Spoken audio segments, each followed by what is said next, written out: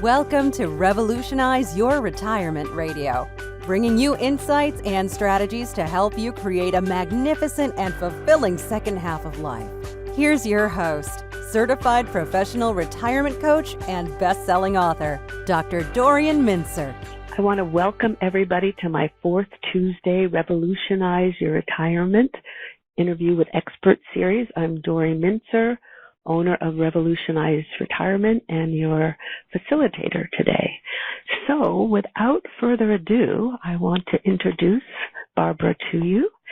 She is a noted educator, businesswoman, and social entrepreneur, and she's used her skills and ability to empower others to create social change. In 1995, she founded Champions of Caring, which is a nonprofit organization that has empowered over 10,000 youth in Philadelphia and South Africa to become leaders in public service and active, engaged citizens. She's created programs that have inspired and motivated young people with the skills to create service projects to address local and global issues and create cultures of caring within their own schools and communities.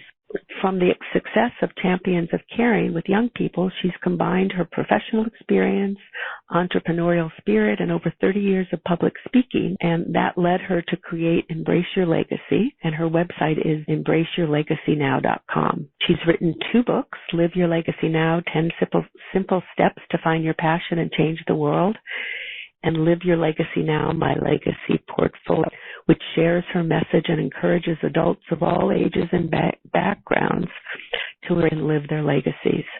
We're going to learn about her background during the call, and as you'll hear, part of her life experience has really motivated her to be very involved in living one's legacy now and setting up programs. And you also, through her speeches, workshops, and consulting, she shares her approach to provide participants with the necessary tools to create social change in an informed and creative way.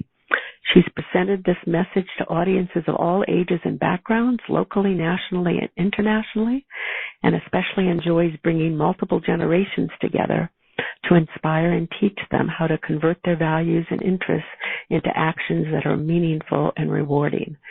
And I know that Barbara wants all of you to know, too, that if you have a situation, and she'll be mentioning it, too, she's open for speaking opportunities and really welcomes the opportunity to continue to share her words of wisdom to everybody around the globe, really. So, Barbara, I'm going to have you here. We met at a positive aging conference somewhere along the line and through the Life Planning Network. And one of the joys that I have with doing this series is I get to just have more time with people. Barbara and I spent some time talking about the call and joy that I get from it. And now you're all going to have the joy of being able to listen to Barbara. So, welcome, and I'm so glad you're with us. And maybe we could start, if it's okay with you, of how your family history inspired and empowered you. Let's just start with that, because I consciously chose not to mention that in my introduction, because I want, and we're going to be going back and forth and just talking throughout the call, but maybe we could start with that and your background and the key lessons you learned from the background that you've had. Sure. First of all, Dory, it is such a pleasure to be on the call. And when I met you, I think it was 5 years ago in Sarasota at a positive aging meeting, we just clicked immediately. And then I saw you in Boston at a Life Planning Network meeting. And I'm very grateful that you were giving me the privilege of sharing my passions and interests with your audience today. My background has clearly shaped who I am as a person. My mother was the sole survivor of a family of 65 people. She was from Lodz, Poland, and unfortunately, she fortunately survived, but unfortunately had to go through a lot of horror at the age of 15 when she was initially put into the Lodz ghetto, then from that went on to Auschwitz, then to Stutthof, and finally was liberated into Theresienstadt. But what was so extraordinary about my mother and what she shared with me throughout her life was that in each situation no matter how horrific it was, she tried to find her own humanity. When she was put into the Lodz ghetto, she said to me, she was already 15 years old and had been fortunate enough to live a good chunk of her life. These are her words. And she saw these young children, 3-month-olds, 2-year-olds, 4 years old, just roaming around the ghetto aimlessly. And she took it upon herself each day to find these young kids, to tell them stories, to sing to them, to try to give them some kind of comfort, because she didn't understand exactly what was happening, but she knew that all of their lives were unraveling. And when my mother died about 5 years ago of dementia, one of the last things she said to me was, if I go, who will take care of the children? Dori, this had made such an incredible impression on her life, that it was so important to take care of helpless people, that she took that to her deathbed. And I knew what she was referring to, and I looked at her and I said, don't worry, Mom, I will do that. And her face lit up with joy.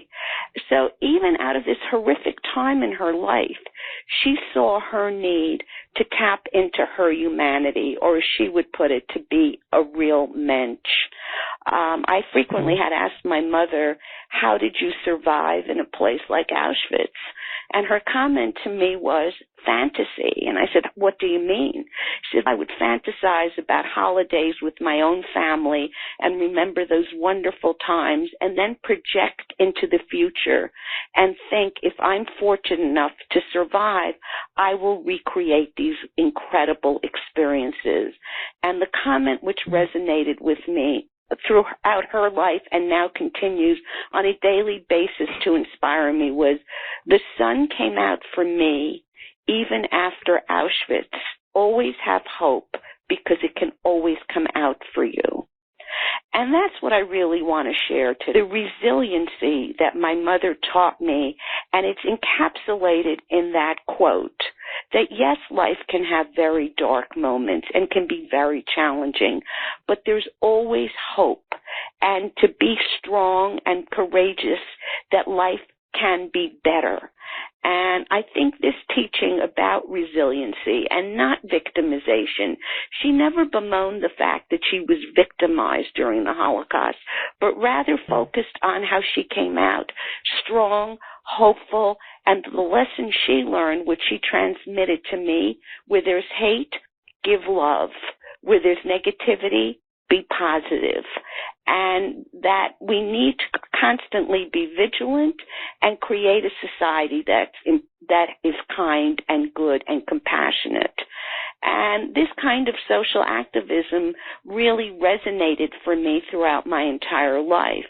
My father worked for Oskar Schindler, and this was very good for him in that he had a place to go every day, he had food, he had clothing, but unfortunately he was not on the famous list, and instead was put on the death march. And while on that death march, he was with his cousin, who was very ill with typhus, and my father carried him most of the way in the freezing, brutal winter snow, because had he not carried his cousin Henry, he would have fallen in the snow and died. And he said to me, even on a death march, you can be a mensch. My grandmother was in Auschwitz, and she found berries growing on the ground, and when she crushed them, she saw they made a rouge-like substance. So every morning before the appel, where they counted all of the prisoners to see who died and who was still alive, my grandmother would get up an hour earlier and begin to rouge the cheeks of the frail elderly women in the barrack so that they could live another day. So this message of helping people, of trying to do your best even under the worst of circumstances, really shaped the way I saw the world from a very, very young age. I was born in Germany after the war, came to New York City in the early 50s, and always saw philanthropy. When my father was making $50 a week, a few of those dollars, 5 or 10, went to Oskar Schindler out of gratitude for what he did to support my father. And he had a whole group of Schindler Jews, and they all helped support and take care of Oskar Schindler until he died. So I saw this level of giving. I saw that there's always space to share, even if you have very little. If someone lost their job, my father would come home and say to my mother, get the women to start cooking and bring meals over to that house. We have to help. So this notion of philanthropy in even the most modest fashion, but always thinking about what can I do to help someone, to give someone a more positive outlook on their lives, was instilled in me at a very early age. And the knowledge that, yes, you can make a difference. Sometimes people feel, why should I vote or why should I do that? It's only me. But I think this ripple effect of each of us trying to do something to make the world a better place is really important. And especially in today's political climate, I think we have an extraordinary opportunity to stand up, speak out, and look at issues that really are relevant to us and have our voices heard. And I think one of the best things that I'm seeing around me now is the social activism that has happened because of this administration and their policies. So this is a lesson that I've carried throughout my life, and know that my mother used to say, the more you give, the more you get. And I know that my heart is filled with joy the more I can reach out and help someone else, because in doing that, I think you really tap into your soul and your own humanity.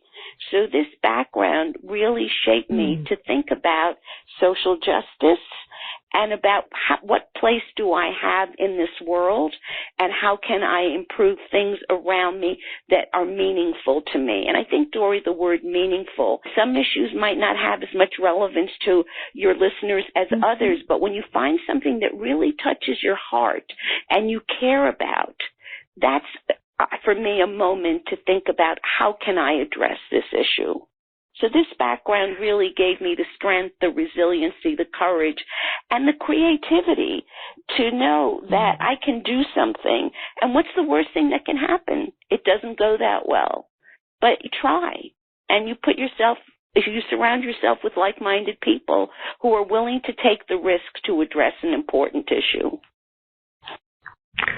Oh, so inspiring, Barbara. I heard you tell this and talked with you about it before, but I must say you really are this breathing, living role model of living your legacy, and the legacy that's been passed on to you, your parents, and grandmother, your family, and the experiences, but what you've learned and what they've shown and said during their lives is just amazing. I wish that this could reach everybody in the globe. Our world would be a very different place if people could hear some of what you're saying. So when you were growing up, what were some of the dreams and aspirations that you had, and how did, because clearly the legacy, and I just wish I had been able to, I guess I meet your mother and father and grandmother through you. I just feel the palpableness of that. But tell us a little about your dreams and aspirations growing up, and how you began to live those dreams, because I know you have spent most of your life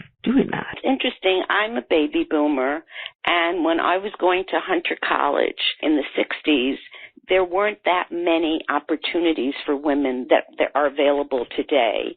And I didn't dream in Technicolor the way I've been able to dream, let's say, in the 80s and 90s and 2000. But I always had dreams of being a teacher, because my mother loved youth so much, and I think her experience in the Lodge Ghetto really inspired me, because she used to say, if you change a child's life, you change the world forever. So initially I went into the field of education and wrote curriculum for at-risk students in Title I programs. These were kids who scored very low in math and English skill sets, and I enjoyed the creativity. And it's interesting, I've always feeling for multiple generations. And one of the things that I did, which really touches me to this day, I didn't know how the influence of this would change a kid's life, was I would take these young people, I was living in the Berkshires in Pittsfield, Massachusetts at the time, and I would take these at-risk kids into the senior centers. Many of them did not have significant people in their lives. Some barely knew their parents. They were in jails. They were living at friends' homes, and they bonded so much with these seniors. And I knew from my own relationship, because I shared a room with my grandmother till I was 19 years old, how important that multiple generational impact can be on a young person's life. And I used to dream about, can I do this for young children? And that was my first dream to come to fruition, working with kids, putting significant adults into their lives. And I'm talking now about the 70s. I really saw the importance of having multiple generations interact with each other. And it's interesting because now I see that as even one of the most important things that in the work that I do in terms of bringing together multiple generations and respecting the voices of the people sitting around the table. And within a family system particularly, I'm very blessed to have children and grandchildren, and being able to pull them into conversations and hear their voices and hear what their views are on the world. Because what I've discovered is that sometimes the most interesting ideas emanate from a 10-year-old, a 12-year-old, what they want to address and how they would like to view the world and their place in the world. So I think a lot of that goes back to the relationship I had with both my parents and my grandmother, and living in this multi-generational world and hearing different points of views. You asked me about dreaming. My dreams got stronger and stronger as the women's movement progressed, because more and more opportunities were available to women. I was also married to an executive, and we moved every 3 or 4 years, and I was able to reinvent myself. So I never dreamt that I would do more than one thing in my life. I candidly thought that I would live across the street from my mom in New York City and be a teacher. And as my life unfolded, I kept moving every 3 and 4 years, and with each move, I reinvented myself. And I went from being a curriculum writer and educator into the world, and this is funny, of selling ice cream, marketing Haagen-Dazs and Ben & Jerry's ice cream, and reaping the rewards of getting Wegmans to be one of my biggest accounts when I was trying to sell ice cream to a man who was the head of frozen foods who hated ice cream. And that was a coup to be able to convince him that he should try this ice cream. And I got his secretary to taste it and tell him that it was really good. And I was able to get these 65 stores. So I thought, wow, if I can sell ice cream to someone who doesn't like ice cream, I bet I could do other things. And from there, I went on to get involved in the executive search world and was a partner in a national firm, and then created my own executive search firm. All things that I never thought I could have dreamt of when I was a 16-year-old. And it was a combination of the women's movement empowering women to have more choices, and my being a risk taker, and who was my biggest advocate, always saying to me, go ahead, you want to try your own firm, do it. It was my mom, her education was truncated at the age of 15, but through her children and then her grandchildren, she always gave us faith and hope in ourselves. Come on, try it. What's the worst that can happen? She used to say, try it. And I was running a national executive search firm when I was in my early 40s, and never, ever thought that as a woman I could run a company. So it was the inspiration that my mother gave me to believe in myself that took those dreams, which initially were smaller, and then as I had more and more experiences of success in the business world, I realized that I could be a guarded risk taker. And I made mistakes across the way, but you learn from those mistakes. There was a very interesting article in the New York Times this Sunday about the importance of learning failure, and how schools are teaching, colleges are teaching about how do you deal with failure. So I learned as much and more from the failures that I've had in business than from the growth that I've had. But I took a turn and realized that I didn't want to stay in the for-profit sector, and was actually interested in moving into the not-for-profit sector. And that was the genesis of Champions of Caring. We'll get to that in just a moment, but I'm just so impressed with just thinking about legacy and what carries from generation to generation, and the legacy that your family gave you in their risk-taking, which really is what kept them alive. And just thinking about the pattern that you've talked about of the intergenerational or caring for other people, the ways that both your father carrying his cousin and your grandmother and the berries and the putting rouge on the elderly and your mother looking out for the children, it feels like it's sort of part of your DNA evolved, and it's such a beautiful example of how the survival instinct, the resilience, the risk-taking, it's like paying it forward, which is what certainly through your life and work through and the shifting from the for-profit to not-for-profit shows all of us. It's just very inspiring. Yes, so let's move into the champions. Tell us about the champions of caring and what inspired you to create it, and how did it all come about? It was 1999, and I was frankly in shock that I was running this national company that recruited senior-level healthcare executives and physicians, and loved it. I didn't know if I could ever do something like this. It was beyond my aspirations for myself, and I found that I enjoyed the work. It's not easy work because people change their minds all the time, and you have to balance your clients' needs with your candidates' needs. But I really did love the work, and it was a lucrative position to be in. And then in 1999, there was an annual gathering of Holocaust survivors here in Philadelphia. And my mother, my brother, my father, and I were marching to the Liberty Bell. Now, my mother always said to my brother and me, I never want you to go back to Poland or Germany. Horrible things happen to us there. Don't go there. And we accepted that. If that was her wish, we didn't want not to abide by it. And all of a sudden she looks at us and says, I've had a change of heart. I think we should all go back to Poland. And I want to tell my story, and I want Dad to tell his story, and I'd like you to videotape it. Steven Spielberg had not started the Shoah Foundation, which is where he took monies to interview all over the world Holocaust survivors and to archive their testimonies, which is an extraordinary thing that he's done. This was 1999, and my brother's a physician, and he initially felt this was a terrible thing to do for them, that it would be too traumatic, and tried to talk my mother out of it.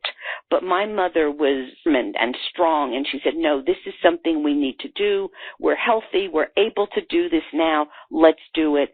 And Dory, I couldn't believe it. She mobilized 100 Holocaust survivors and their children in the New York area to be part of this trip. We went to Poland, and I could speak for a very long time about what happened on that trip, but I'd like to focus on the day we went to Auschwitz.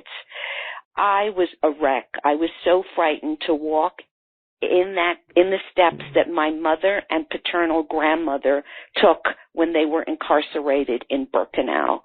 And it was a terrible morning for me. I was shaky. I just was afraid to see my mother's face as she walked us through this horror. And I have to share a quick story. My mother used to brush her teeth constantly. We were always late for everything because she'd always say, oh, I have to brush my teeth one more time. And in dementia, she would wake up her caretaker in the middle of the night to brush her teeth. And we just made fun of her sometimes. We got angry with her sometimes. We never understood why. We were walking through Auschwitz, and my mother turns to me and said, I was 19 years old. I had lost my entire family. I had lost every worldly possession. I snuck a toothbrush into Auschwitz in my dress, and they took it from me. It was the last vestige of my humanity. Dory, I was so shaken. I was mortified. I felt sick to my stomach. I looked at her and I said, Mom, I have to go out and get a breath of fresh air. I'll be back in a minute. And I started sobbing. I was a wreck because I didn't realize that this toothbrush was the only worldly possession she had as a 19-year-old. And while I was standing in the courtyard, there were a group of young people, about 15, 16, 17-year-olds, laughing and clowning around. And I felt indignant. How can you do that at Auschwitz? This is a killing place. How can you clown around like that? So I approached them, and I heard they were speaking German, and I speak German. That was my first language. And I said to them, how are you behaving? What are you thinking? What are you doing? And they started laughing at me. And in that moment, my entire life changed, because I had this epiphany that instead of recruiting physicians, I needed to help young people understand compassion and kindness and respect. And this name, Champions of Caring, came to me, that what if I could take all the skills I had learned in business and apply them in a not-for-profit world? What if I could create a program that promoted social activism, promoted pro-social behaviors, celebrated young people for exemplifying these kinds of skill sets? And if I could train teachers, I had the education background. That was my major. I had been in education for the first part of my career, and I decided this is what I'm going to do. And when I came back, I remembered starting to tell people that this was my vision, and they thought that I had lost it.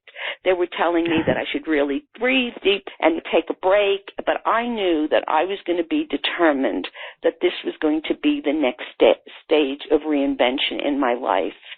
And I was very fortunate that my best friend's husband at the time was the CEO of NBC Television, and I approached him with my vision, and he approached Steven Spielberg and put me in touch with him. And Steven Spielberg, through his Righteous Persons Foundation, was gracious enough to give me my first grant to begin something that I called Champions of Caring. And for 22 years, I was blessed to touch lives of thousands of young people here in Philadelphia by training their teachers to create a culture of caring in a classroom, because truly it's all about living cultures of caring in schools, in home, in the community, in the faith-based community. If people could just care and respect each other, it would be such a different world. And I was blessed to surround myself with wonderful, committed board members and staff people, and we went into the most persistently dangerous schools here in Philadelphia, because the superintendent said to me, I love what you're doing, but I'm sending you to the toughest schools. And I took that on as a challenge. Some of the schools, in 1 year, one of these schools had 7 kids murdered in that school, and I worked hard with that faculty to help create a culture of kindness in that building. And then we gave young people toolkits to create projects for social change. And that's what I'm particularly proud of. What came from young people who had so little in their lives.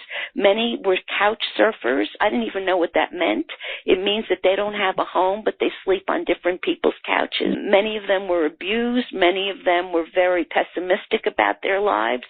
And in finding something in their own hearts that they could give back to society, it changed them. And I would love to just share a quick story that exemplifies what I'm talking about, if I may. When I worked with youth, and I was very hands-on in the program because I love young people. I love their energy, their passion, and their desire to change things.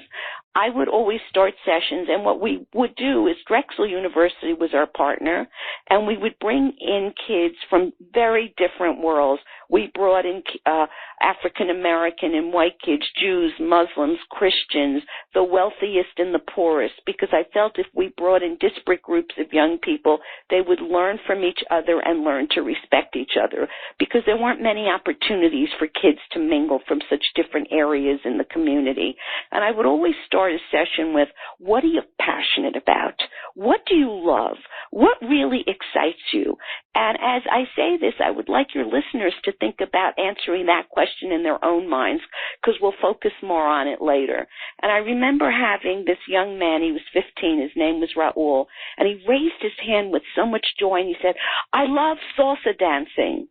And I said, that is terrific. And he told me that this gives him great joy, and his aunt is a great salsa dancer, and he likes to dance with her. And then my second question, what is something that makes you angry? What makes you so angry that you want to scream sometimes? And he raises his hand and he says, old white people who, when they see African American and Latino boys like me, they cross the street. They don't want to make eye contact. They don't want to deal with me because they're prejudiced against me and they don't even know me. I looked at him and I said, Raul, what if you could combine your love of salsa and this anger about this prejudice? Do you think that could possibly work? And he said to me, all those old people go into this senior center right near my school. What if I went in there and I taught them the salsa? And I said, that's great, Raul. I said, but you know what? I want to teach you a word today, and the word is impact. It means that sometimes in life you can do something one time and it's really great and you've made a difference and it's nice, but if you really want to change something in a big way, you might want to think about, can you do this as more of a project? And I took out this toolkit that a bunch of educators and I had put together, and I showed it to him. And basically it looked at, what is your mission statement? What are your goals? What are your objectives? Who do you need on your team? Do you need a budget? How will you assess if this is working? These are tools that I used to use in my business life, and they were so applicable here. And his body language at first was, oh my God, lady, you're killing me. I could see he was scared and overwhelmed. I said, let me find a teacher or a guidance counselor in your high school to help you with this. Would you want to try it? He said, well, someone can really help me do it. Yes. Because I wanted them to understand that you can really create social change in an impactful and sustainable way. And if I gave them these tools and helped them understand the parts of the whole project, that they could really create something that they would be proud of. All found the guidance counselor, and the first thing they did was write their mission statement and goals, and they sent a letter to both the principal of his high school and to the senior center director explaining why he wants to go in there and change attitudes in that community in Philadelphia. The next thing, he recruited 20 African American and Latino boys. This really sings to my heart because, frankly, most of the projects we really got involved with, there were many more young women involved than men. So for Raul to bring in all these young men was truly exemplary.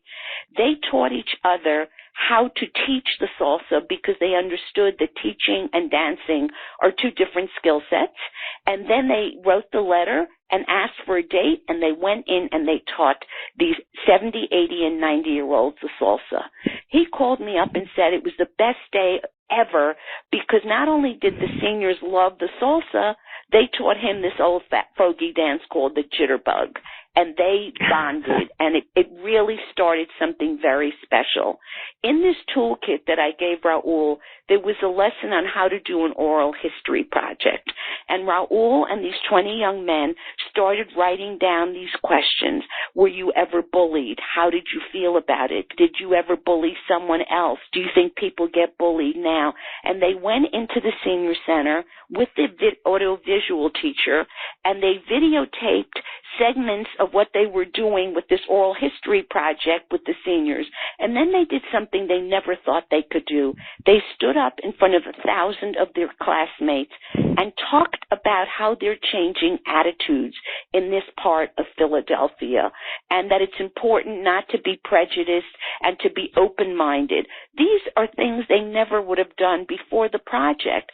The organization skills they learned, the presentation skills, the writing skills. It was just amazing how these young boys blossomed. They then went to Home Depot using my 501c3 stationery and got free paint and brushes, and they cleaned up the senior center. Every year, Drexel gave us a $50,000 scholarship for one of our students, and we would have this wonderful celebration of the young people and what they did. And this particular year, Raul and this 82-year-old woman, Miss Jane, get up on a stage in front of hundreds of people and start dancing the salsa. And she says to the audience after the dance, before I met Raul, I had hate in my heart, and I never knew that. They say you can't teach an old dog new tricks. This 15-year-old changed my life forever. And I love this story because it so exemplifies how a young person can take their passion and their anger, combine it to create a legacy project, and change lives.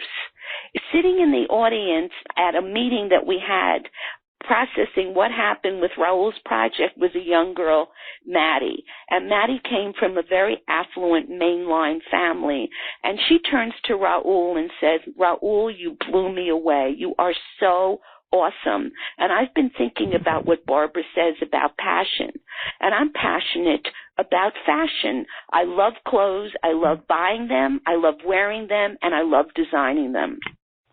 And recently, we had someone come in and talk about genocide in Africa and what happened in Darfur and in different parts of Africa. And I thought to myself, just because I live in Philadelphia doesn't mean I can't do something about Africa. And I found there was a website called Save Darfur Foundation. So I am going to take my passion for fashion and my anger about genocide in Africa and raise money. And I love this story because she took the project globally.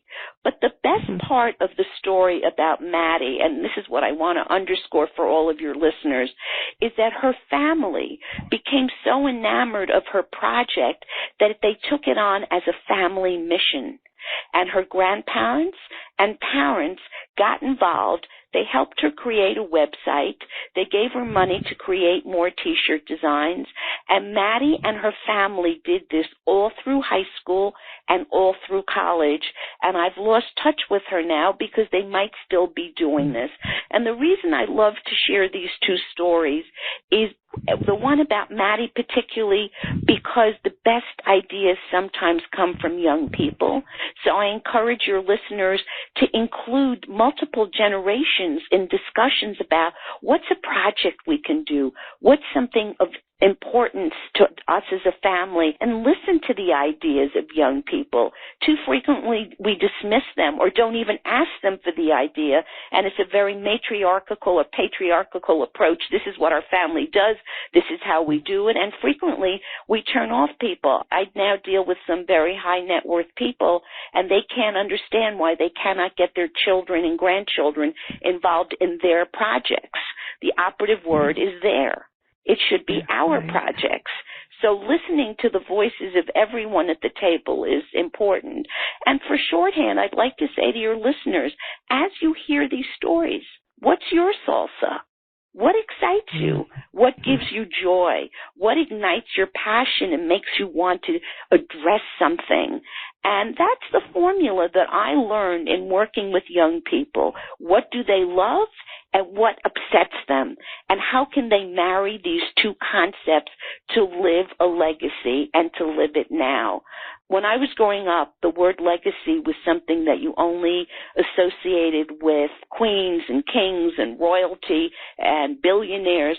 But the truth is, each of us lives a legacy. And for me, it's not just what I leave when I'm gone, but rather how I model my values, how I put them into action, how I live my life on a daily basis. I found a quote, Dori, that I want to share. It says, life isn't about finding yourself. Life is about creating yourself. So what is my challenge every day? To create myself and do things that give me the meaning and purpose that so enriches my life.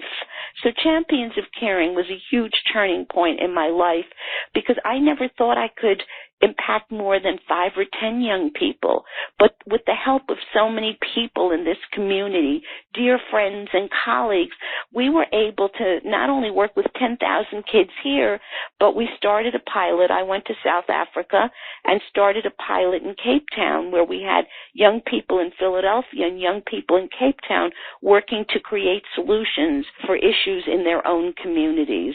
So I went from dreaming more in black and white to dreaming in Technicolor, but you always need to have a plan and really approach it, I think, almost with a business model. Goals, objectives, mission, and constantly assessing what's working and what's not working. And one of the things that I propose to people is creating legacy groups, that if you can come together and come up with an idea that resonates with the group and meet and create these projects for social change and have the vision and the mission and the goals, you can really make tremendous change happen. It never dawned on me that we could touch so many lives, but with wonderful people around me and a lot of determination and drive to do the work, miracles can happen. You certainly are giving us examples of many miracles. And the other part that hits me is you were talking about moving so much and reinventing your life. And in so many ways, you're taking that skill that you developed and you're helping these kids as well as the intergenerational programs. You're helping people reinvent their life and find themselves. Just very wonderful. It really is so impressive. Dori, they're saying with millennials, they're going to change careers every 7 years. Right. This is what some of the data is telling us. I did that myself, not by design, but because we kept moving so much, and I had to figure out, so who can I be while I live in Syracuse, New York, or Daytona Beach, Florida, or Pittsfield, Massachusetts, or Schenectady, New York. These are some of the locations that I found myself in, and I had to do an assessment of what are my strengths, what are the skills that I like to use, how can I take what I've learned from previous positions and utilize them in a different environment. I know frequently we think we are X. I am a teacher. I am this. I am that.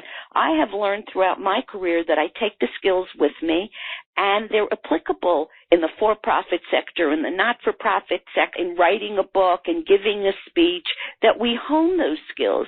But the secret for me, I think, as I'm getting older, is trying to just keep using the skills and doing things that I enjoy and getting away from the onerous pieces of work like grant writing and constantly soliciting people for money. These were things I had to do for many years, especially when I was running Champions of Caring. They were not my favorite things, but you have to do what you have to do. But as I assess who am I today and what do I want in my own life, I want to keep taking the skills that I think I'm good at and trying to utilize them in different settings. And I'm loving my work now with Embrace Your Legacy, because on any given day I could be speaking to high school students, or I could be at a senior center speaking to people in their 80s and 90s, or to groups of women or men, or in the faith-based community, or doing something I just did that I loved, where there were, this was through the Philadelphia Foundation here, where I had 60, 70, and 80-year-old mothers and their daughters working in a workshop to figure out what their legacy is. And I love that multi-generational approach, and I'm looking to do much more of that. I'm doing something in Florida this winter where we have young people that are 14, 15-year-olds and their parents and their grandparents coming into some of these sessions. And I think that could be a really interesting dialogue to really start to inculcate these values of giving back in young children, because you know this term affluenza, where if you don't pass on your money with your values, the next generation can blow all that wealth very quickly because the values are not there. So passing on those values and being active about it. I'm very proud. My daughter started things with her children at very young ages. At the holiday time, we get these lists of kids and their wish lists. They might be in the juvenile justice system or having problems, but we come together as a family, put in money, and we go shopping for their wish list. And this started when my granddaughter was about 7 or 8, and it's a project that she loves and every year looks forward to, getting people's wish lists so that they can get a gift at holiday time. There's so many ways to do this with young children, and I love to talk about that as well. Oh, that's wonderful. We'll get to that in a moment. I just want to encourage people to send in questions or comments. There's one that's been here for a while, and I think it relates, and I think you partly responded to it, but I just think it fits here, Barb. So Pat from Ormond says, how do I start to become me? Lack of confidence and fear are crippling, but I know there's more to me. So how do I start to be able to, I think the rest of the sentence is to start living my legacy now. And do you want to, you said some of it, but it might be able to. You would say that I understand the fear, because sometimes fear can paralyze us, or we don't have enough confidence to try it. There's several pieces to the response to that. One is, what do you care about? What do you love? It's what's your salsa. If you can identify something that you really love, that will really give you the incentive to use it. And I also believe that in not being an island, I like to surround myself with people that are positive and forward-thinking. Many of the things that I've come up in my life, I've always had a group of people that I've bounced my ideas off of. So if you have a group of friends and you can share this, don't do it on your own. Do it with a group of people. I know I was once giving a talk, and there were 5 women who came to hear the talk, and they lunch once a month. They go to lunch. And they came up to me after my lecture, and they said, you know what, instead of just going to lunch from now on, we're going to create a little legacy group and start talking amongst ourselves about what our salsa is. What do we love? What are we passionate about? And what's something in society that we'd like to address, either locally or globally?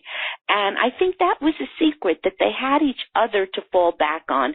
So you don't see this is just me alone trying to figure this out, but you bring people into your life to bounce ideas off of and create something that you have support, so it's not all on you.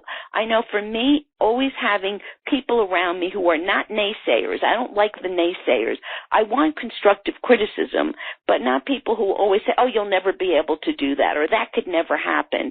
You want people who are positive and upbeat to look at, what am I passionate about? What do I care about? What's an issue that's important to me?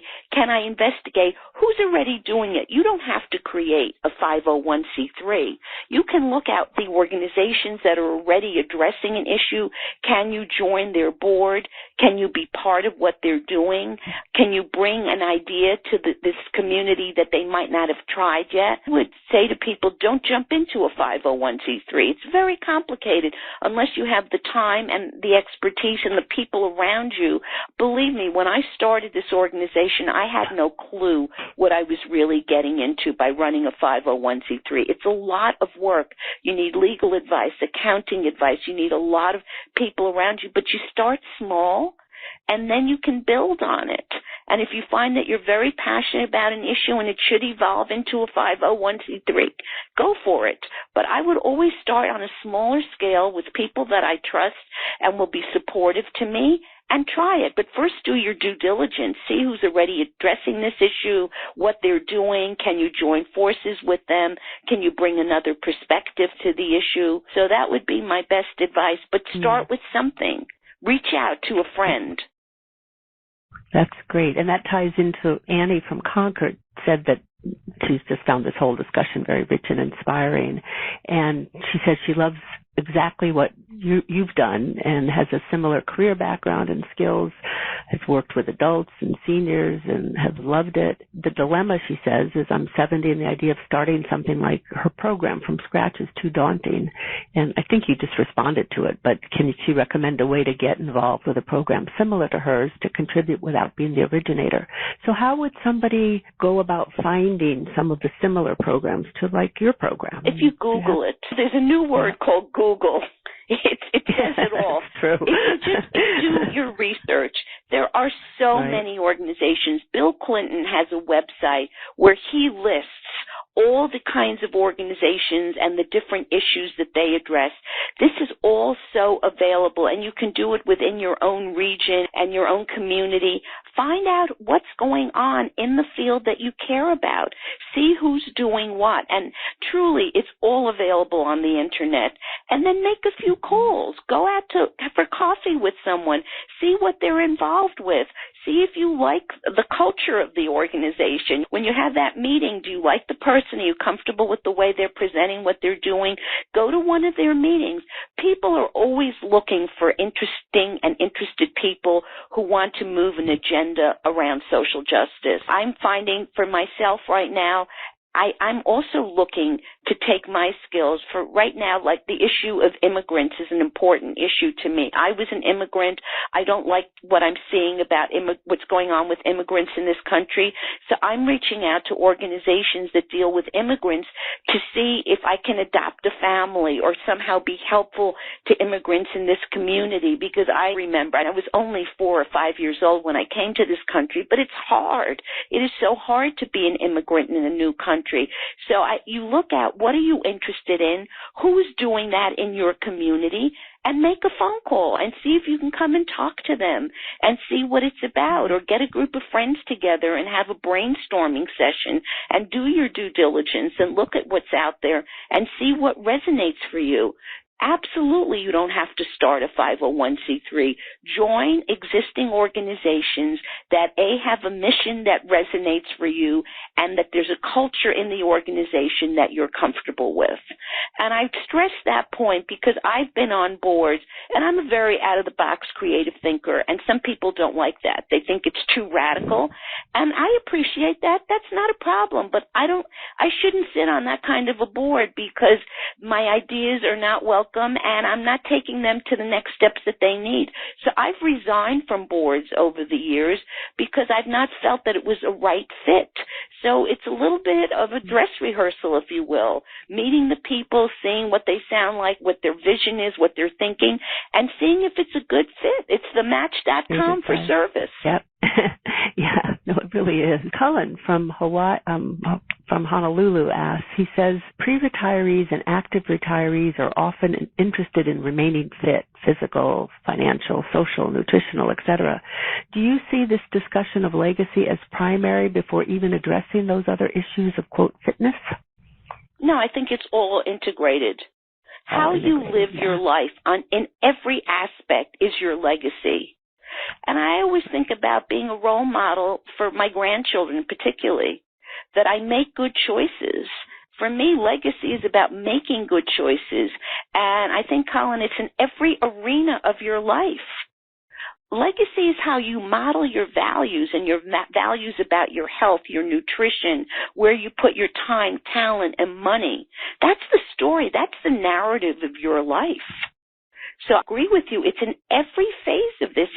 And it's not one thing at a time. Life doesn't work that way. It's everything commingled, but every day making decisions about what's important.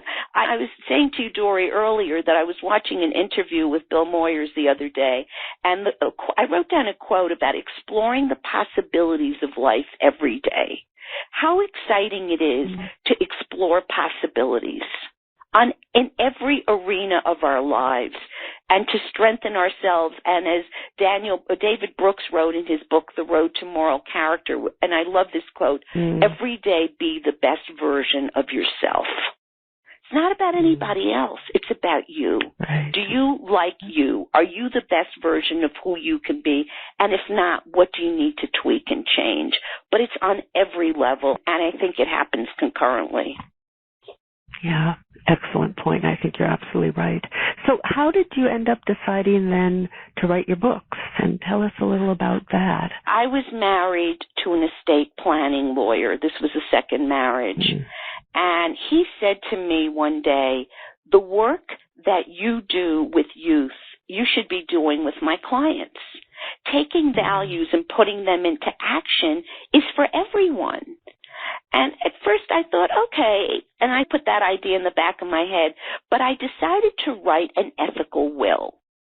And for your listeners, an ethical will is not a legal binding document, but it's a document that shares your values. I call it the narrative of your life.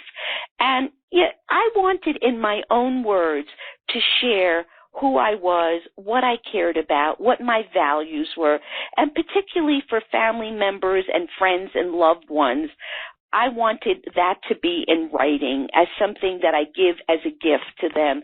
I want you to know Barbara, who she really was, what was her life about, what was important to her. And I started really writing this to my children and grandchildren and close friends.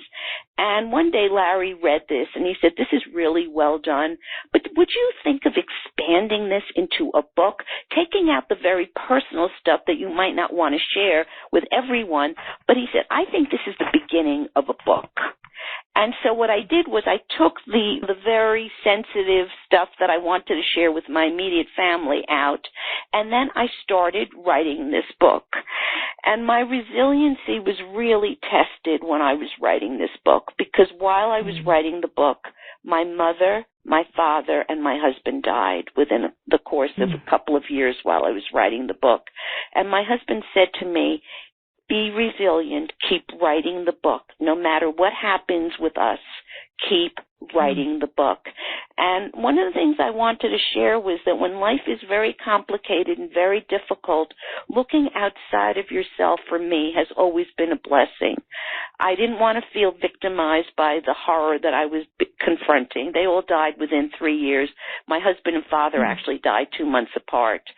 And while I was in hospitals and in hospices, I had the manuscript with me, and in quiet moments, I kept writing the book, and it helped me stay sane in a very difficult time. And that was the genesis of the book. The sad part of the story is that none of the three of them ever saw the finished book, but they all inspired me in their own way to keep writing the book.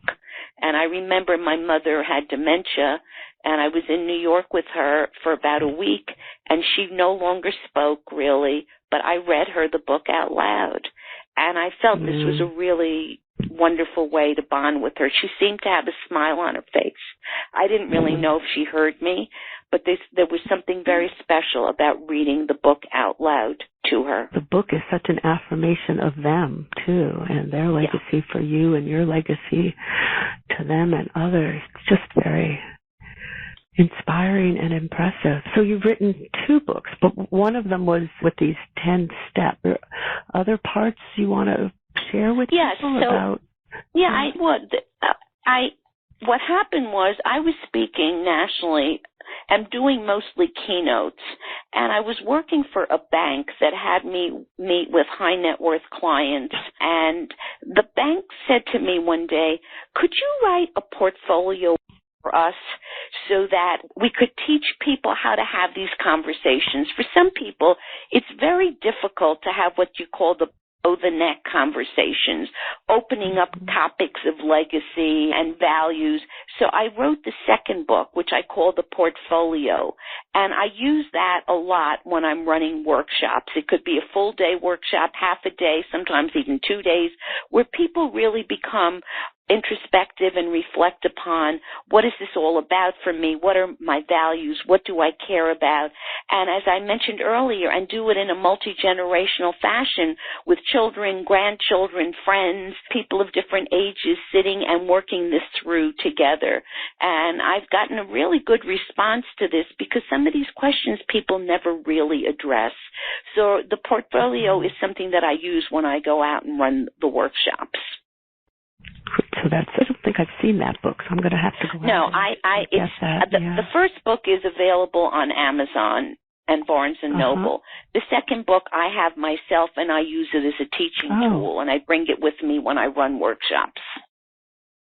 Is it available for people to purchase? Could be. The other one is much easier. They can get it on Amazon. Typically, I bring the second one when I run a workshop. When you do. Okay. Well, that's helpful for people to know. And can you tell people a little about the handout that you have, the legacy profile? Yes. If they can focus on the handout, I call it my legacy profile. When I do a workshop, I have people spend time looking at what is their interests, what is their salsa, what are things that they love to do, and then causes, what are issues either locally or nationally or globally that resonate for them. And then under skills, we all have lots of skills, but maybe we don't want to use all of them. For instance, the accountant who says, I'd rather do desktop publishing and public speaking than always working with numbers. Or for myself, I know how to write grants, but I really choose not to want to do that. So what are the skills that I want to use at this stage of my life? And what are the resources that are available to me in terms of people resources, money resources, venues, if I wanted to create a project? And what are some of the ideas? This was actually the worksheet that I used when I came back from my trip to Auschwitz. because I knew I wanted to do something with this experience, but I wasn't clear. Did I want to do it in school systems? Did I want to do it in after-school programs? Did I want to train teachers? How did I want to put it together? And by using this approach, I ratcheted it down until I created the mission statement for Champions is Caring. So I wanted to just share this profile so people today can start thinking of what is their salsa? What do they love? What's an issue that they care about? How can they begin to break it into small parts, pull people around them that would be interested in being supportive to the project, and create a legacy profile? And this is the kind of work that I do with groups when I come into communities. Oh, that's wonderful. And I know you wanted to let people know that you really are interested in being invited to be able to do that. Oh, absolutely.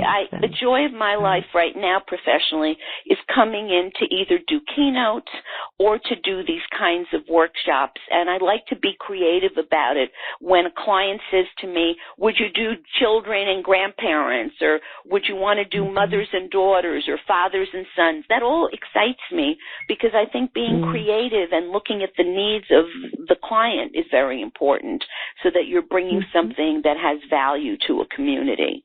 So, yes, if any of you are interested in my work and bringing me to your communities, I'd be delighted to speak with you. And please go on the website, embraceyourlegacynow.com, to see the kinds of speeches I give, where I've given speeches. I also have a YouTube channel, Barbara Shaiman. You can hear me speak, and I would love you to reach out to me. This has been such a pleasure, Dori, to spend time with you and share my passion, my vision, and interests with your audience. And I'm always open to learn and collaborate, because together we can really change the world in very powerful ways. Oh, you're so right. And I hope that this message gets out to more and more people. But it's so true, living with the kindness rather than the hate. I like to think of where hate, give love. So I don't have other questions from anyone else. There is a comment from Elizabeth, to make sure. Elizabeth from Minneapolis, do you know Kate Schaefer's?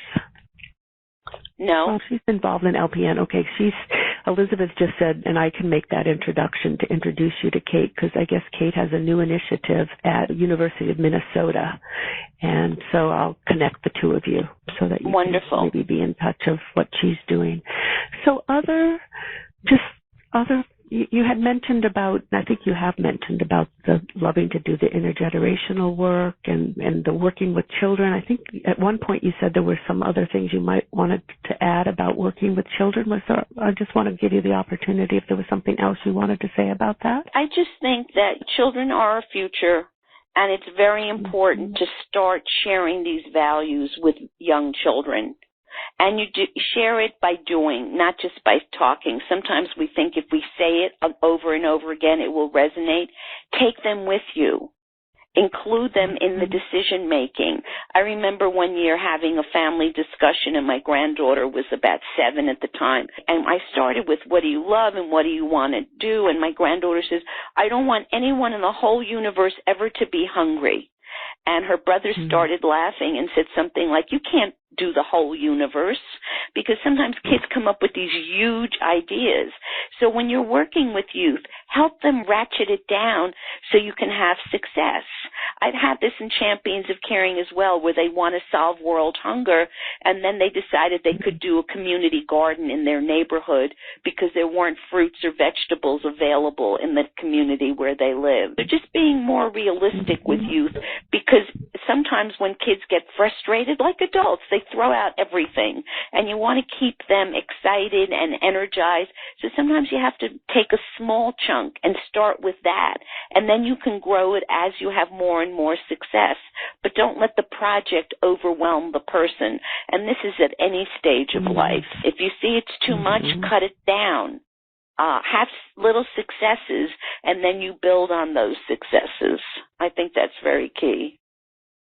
That's a very important point. It's true. Success begets more success. Mastery begets more mastery. Break it into meaningful little small parts. Any last This has just been so wonderful and rich. I'm just so delighted that you've been able to be here and share this, your story, your wisdom, your legacy, and helping people really think about the fact that every day we really are living our legacy. We just need to be conscious and intentional about it, and to think about what else we can do to live each day possibilities. I truly subscribe to that. Any final kind of comments, takeaways you'd like the audience to have? I'll share one story about my mother, which I loved. When I was a little girl, my mother did the Mensch test with us. The Mensch test was a test that every day, a Mensch is a German Jewish word that means good person. And when I was 7 years old, I would come back from school and my mother would say to me, "Were you a Mensch today?" And I remember sitting on the bus coming home from school, creating and fabricating these issues like I was Superwoman, that I saved a whole city, that I put out fires, and I'd come in to tell her this elaborate tale, and she'd say to me, "I can smell a lie. Stop right there." And she said to me, "Look, every day you have a responsibility in this world to do a good thing. And think about it. And when you go to sleep, don't count sheep. Count ways of what you did that was nice today, from the smallest thing to the largest thing you could do, and then think about tomorrow, how you can be a mensch again." And when I was young, I resented this because it was like, oh my God, what am I going to tell my mother? And should I make it up? How do I do this? But I think it's very good advice, and I use it as a reflective tool when I go to bed, reflecting on, could I have been nicer to someone today? Could I have reached out more? Because it's really about living within your soul. Do you like yourself? Are you happy with what's going on? So in honor of my mother and in her memory, I would like to end with, be the mensch today.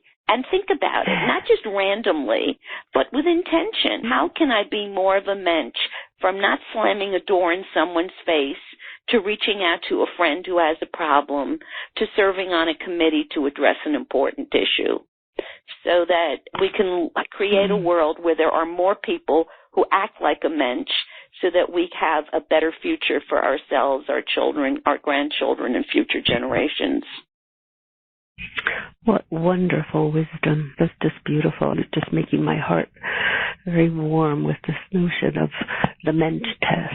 So thank you so much again for being with us and sharing just these wonderful pearls of wisdom and your example of how you've been living your legacy and how you've helped other people do it. And again, keep in mind, as Barbara said, that she's available if people want to bring her to your communities to do workshops or presentations. And book is available through Amazon. And thank you. This was just wonderful. Barbara, thank you. Thank you, Dory. Thank you, everybody, for being part of this. Thanks. Take care. Bye-bye. Bye-bye, everybody. You've been listening to Revolutionize Your Retirement Radio with Dr. Dorian Mintzer. To learn more about the resources mentioned on today's show, listen to past episodes, or download our free retirement transition guide, visit revolutionizeyourretirementradio.com.